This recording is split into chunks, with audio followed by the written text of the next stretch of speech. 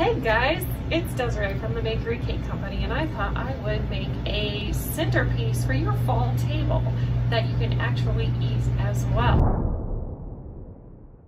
Alright, first thing we're going to use, this is our royal buttercream that we have made pumpkin colored just for you.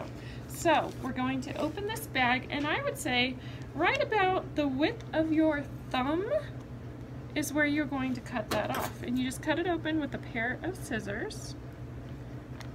Hopefully your scissors work a little better than mine do. And we're going to put some glue down on this board. You can't expect your cake to just sit there. It's got to be glued down, or else it's going to want to run all over, especially if you're going to want to take this to a friend's house for the party. So you take this chocolate, and I always like to build my cakes. This is the top of the cake that came out of the oven, and we cut it off level with a knife. Flip it over. I always like to put the bottom of the cake up. I'm going to center it on the board, give it a little push, and then we bake our cakes with a layer of parchment in the bottom of the pan to make it release better. Now at home, if you're only baking 2 cakes, you can take some time and work those cakes out of the pan, but here we bake hundreds of cakes in any given day, so we'll actually put the parchment in there, so all we have to do is go around the edge and flip, around the edge and flip. So that's why that is there.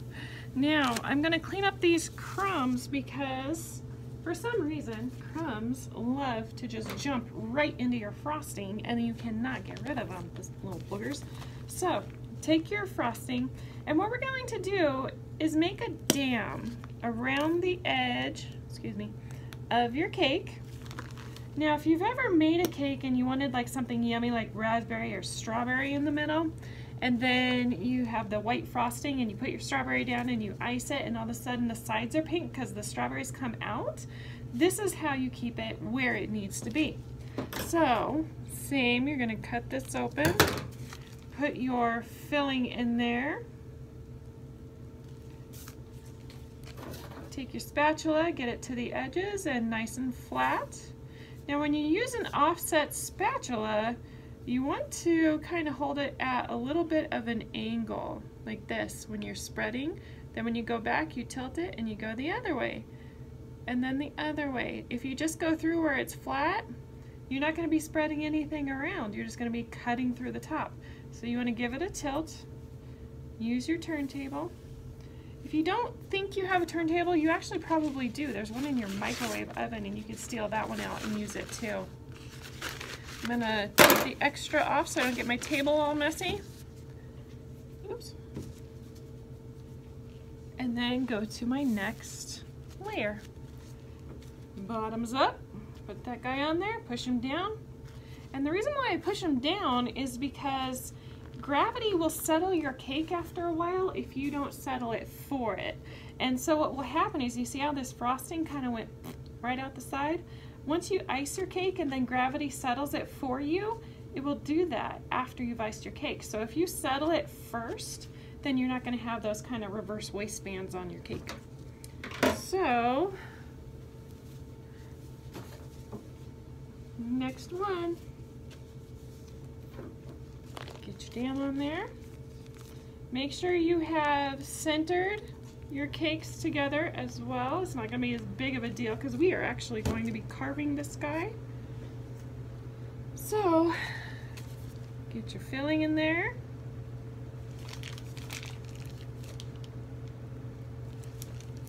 Oh, that was almost perfect. A little much on the top, but you know, it's all good. It's just cake. Even it out. Take the extra off so you don't get your table messy. And put the top on. Now this is a little bit taller than I would normally make a cake, so it's going to need just a little bit of structure in there. So when we start carving, we're going to want a little skewer just to keep everything in line, no tilting, no moving side to side. And I've sharpened the top and the bottom to make it a little easier for the stem to go in. Alright, so now this is what we have. We have your 3-layer cake. 3-layer, not 3-tier. And we are going to start carving, and I'm moving all of these crumbs, and we're just gonna make a bigger mess. So you can use a big knife, like a bread knife if you want to. You can use a little paring knife if you want to. If I were doing something really big, I would choose the big bread knife, but I'm just doing a smaller pumpkin, so I'm gonna just choose the paring knife. So first thing, I'm just gonna go around the edge, utilize your turntable, kind of at an angle. You don't wanna throw too much cake away. So you want to start small. You can always take more off, but you can't put it back. So start carve those around. And so I have this nice little rounded part. Now pumpkins have a rounded part on the bottom too. They kind of go under. And depending upon how they grew in the patch, they may be a little lopsided on every side. But you know, this is cake. We're going to make it look pretty. So I'm going to take these guys out. Take my paring knife and pull all that piece out. Now I'm just tossing these in the trash because we have a ton of cake scraps around here on any one day and you just can't eat them all. But you know, you may have some person in your life that may want to eat those, so you may want to put those on a plate and throw some icing on top.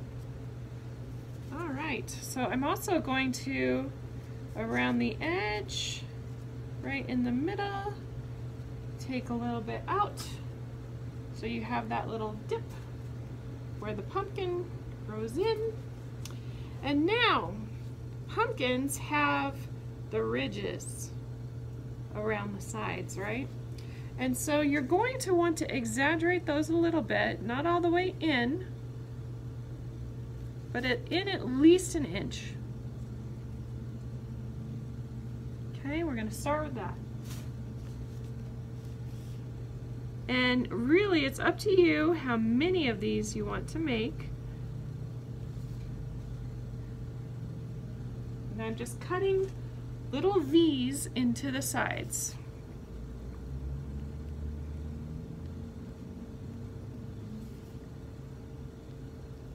Just pulling them out, taking a little piece. I know if my daddy were here, he'd be the first one in line for all of these cake scraps. But he's in Casper, Wyoming, and I haven't seen him since March. Kind of stinks. But old guys can be taught new tricks. He now knows how to use Zoom. He now knows how to use Facebook Messenger. And so he gets to see us on a regular basis now. Probably more than he even wanted to. Alright, so I'm going to put one more V in here.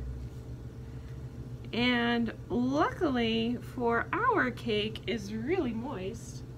And so you can actually give it a little bit of a curve just by pinching it into shape. And so you don't actually have to carve all of this shape in there. You can just pinch it and it will stay. And this doesn't happen with everybody's cake, just really moist cakes. So now we're going to do what's called a crumb layer. And we're going to just put a stripe of buttercream up here on every side.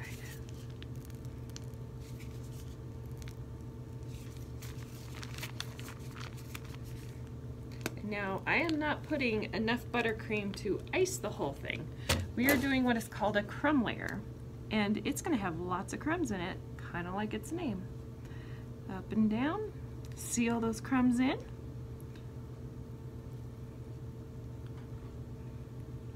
I said seal. Stay. Just one little piece.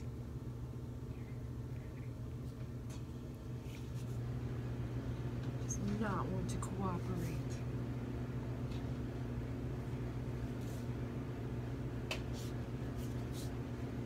Back and forth.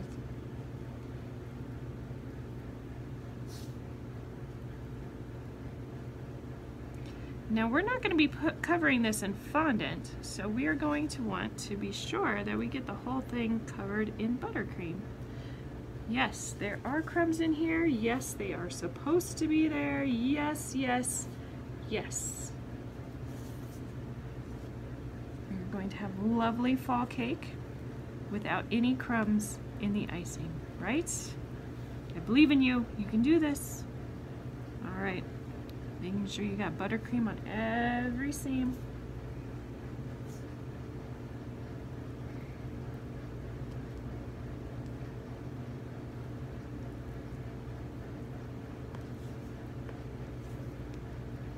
Okay, and back around to that one little spot that was giving me so much trouble. All right.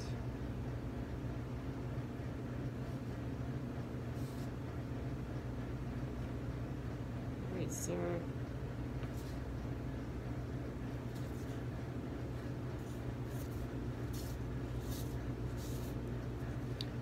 All right. Getting it done, sealing down the crumbs.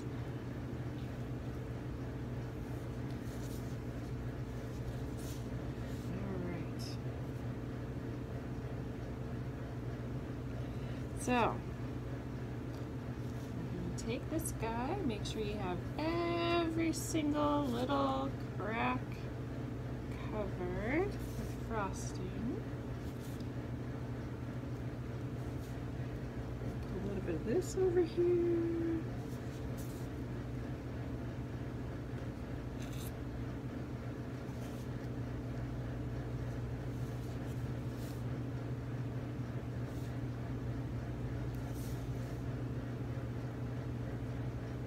This is the one little side.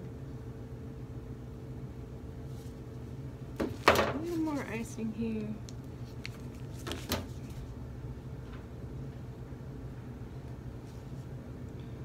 The whole thing covered. Yes, there we go. You cannot hide from me. I will win.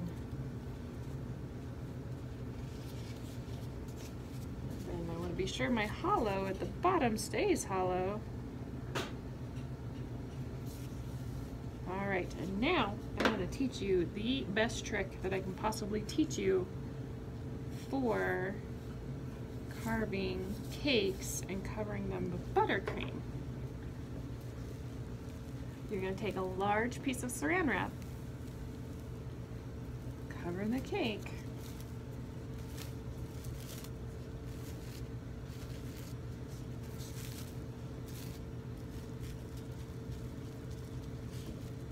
just going to make it the shape that you want it to be.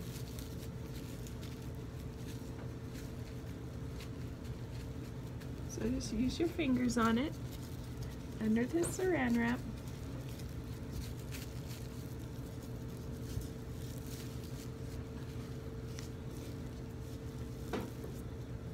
Make sure the saran wrap's covering the cake, or else you stick your finger in it and then it'll stick like I just did it. Alright, now if you want the top to be a little bit more rounded, now is the time. Smash, smash, smash. And then underneath, make sure you got that little cut in underneath.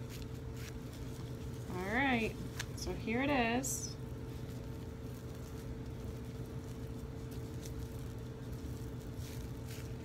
That's the shape.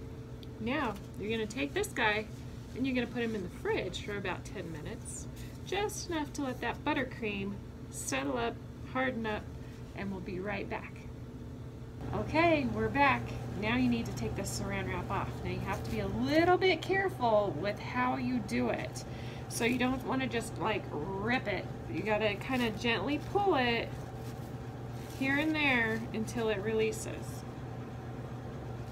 There's one little spot where I stuck my finger in, it's kind of stuck. Gentle, gentle. You don't want to pull it all off.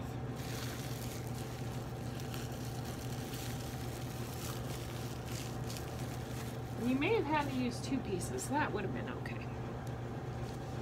Alright, so here is this guy. Now, you want to make sure you don't have any crumbs on the table or around the edge. So,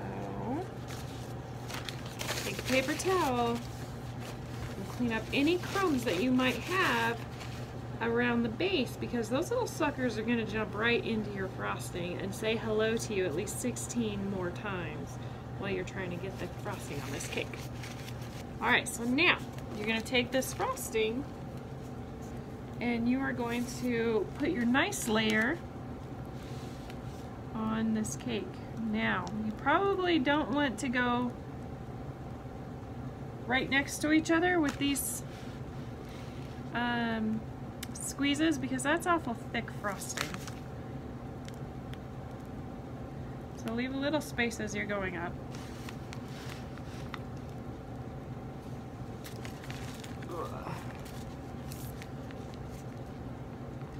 And there we go. Keep going all the way around. I'm gonna go in high speed here. You guys pause and finish up.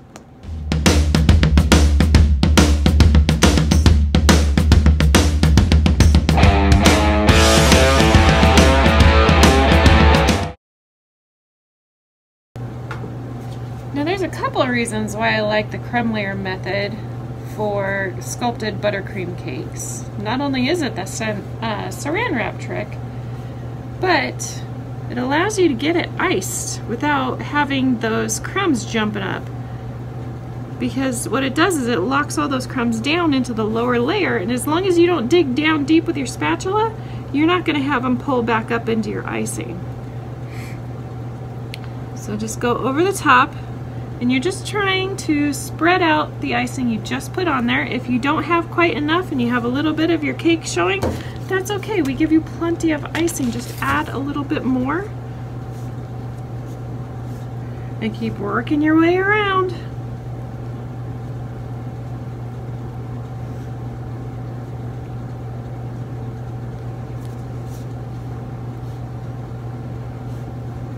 Just keep going. It's going to take you a minute to get all of this. It's a pretty big cake.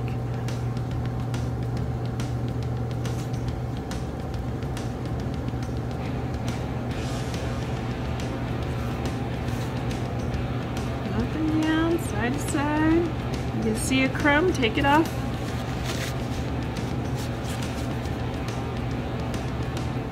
You don't want those crummies in there. I'll give you a crummy day. Unintended, sorry. Not bad. This is why I don't work Comedy Works, y'all.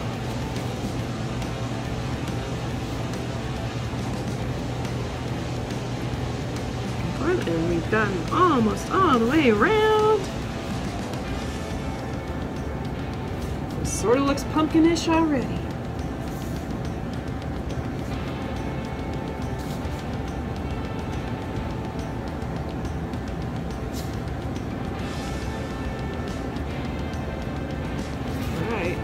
I'm just going through making sure that I have frosting on every spot. Every air bubble is done. Alright, so here's this. Now, how in the world do we get this thing smooth? That is the question, right?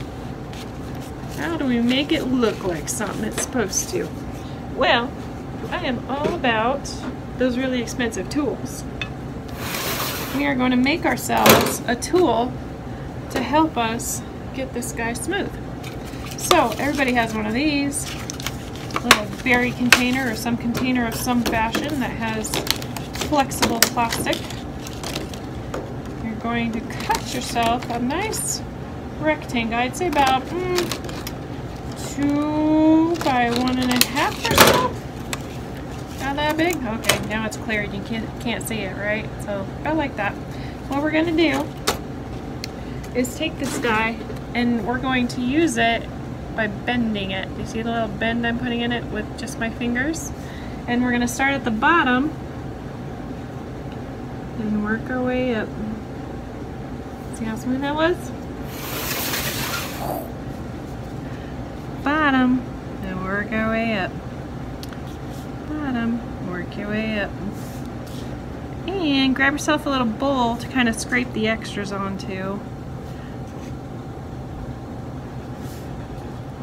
Look how cool this is, and it works great. Pumpkins are supposed to have those little kind of lines on the outside, so if you still got a couple lines from the different strokes that you do, it's okay. It's a pumpkin. Now, if it's right before Halloween, you can even turn this into a jack-o'-lantern. Just find yourself some black frosting or some little black candies, candy corn, whatever you want to do. Yep, up. Just keep going around. Up, up, up. Now, if you got a few little spots at the bottom where you haven't quite got enough frosting, you take your spatula or your butter knife and you go back and you stick it in there. Or you could even squeeze it in with your pastry bag. Whatever works a little better for you. This is one thing I always had problems with when I was first decorating, and it still haunts me today. Is getting the frosting all the way down to the bottom. And put a little more icing over that spot where the color's coming through. Take my expensive tool. There we go.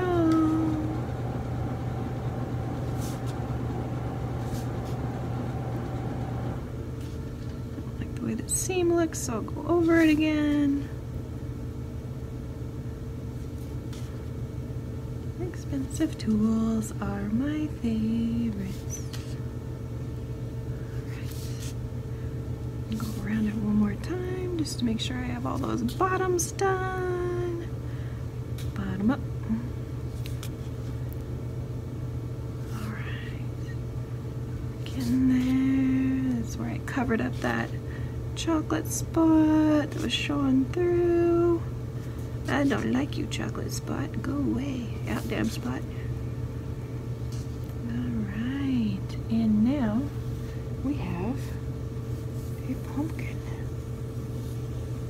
And you can do it too. Alright, I'm gonna go back and I'm gonna clean up a little bit of this orange on the baseboard here. If it really bothers you, you can take a clean terry cloth, works the best to take it off the board. I'm just going to use a paper towel.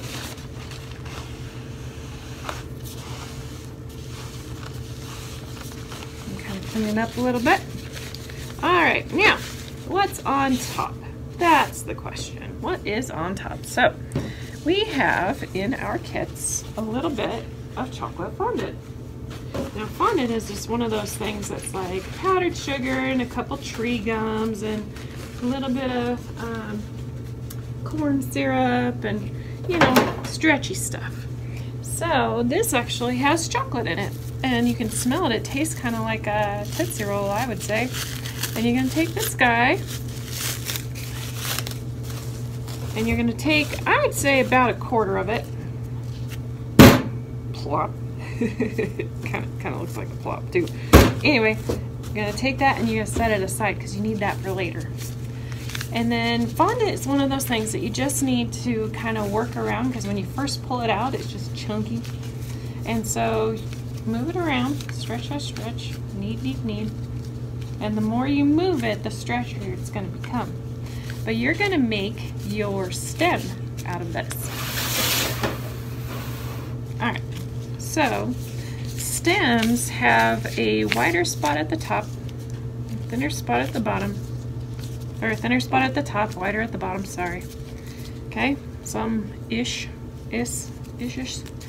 And they can be tilted a little bit because they came off of a vine, and actually I went and cut pumpkins, harvested them for the church for my son's Cub Scouts where they meet. And I was actually pretty surprised at how twirly pumpkin vines are. And so all I did was I just kind of pulled it up to a point, kind of looks like a sorting hat, made it flatter on the top, and then pinched out at the bottom, okay? Now, to make it even more realistic, you can grab a little paring knife or even another expensive tool, a fork, and put those lines in it, you know, those lines that the pumpkin tops have. And I was actually pretty surprised at how pokey they were too. But once you messed around with them for a while, they weren't pokey anymore because they already sunk all their pokes into your fingers. Alright. Now we have our little grooves all over our pumpkin stem. So you're going to take that guy, and that's why your little skewer is sticking out the top still. And just set that right in there. Now, you have a little dowel rod in your kit. I'm just about to get me some buttercream on my jeans. Ugh. Alright, got a little dowel in your kit, and you're going to take the rest that you set aside and you're going to give it a knead and take smaller pieces.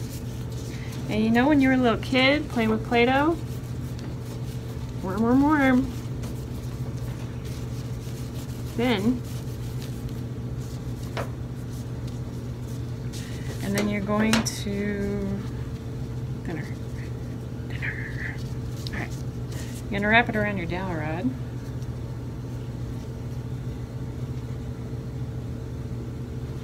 And then set this guy down, and then just pull the dowel. I say just, and then it just won't happen for me.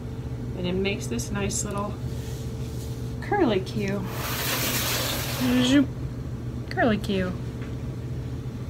Alright. So, roll some more.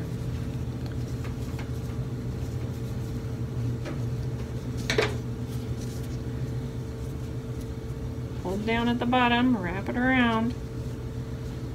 And the more ununiform it is, usually the better it looks. So put her on there, dowel out, and there it is. I should probably do that towards the camera so you can actually see it. Alright. I think I'm going to put one more on there.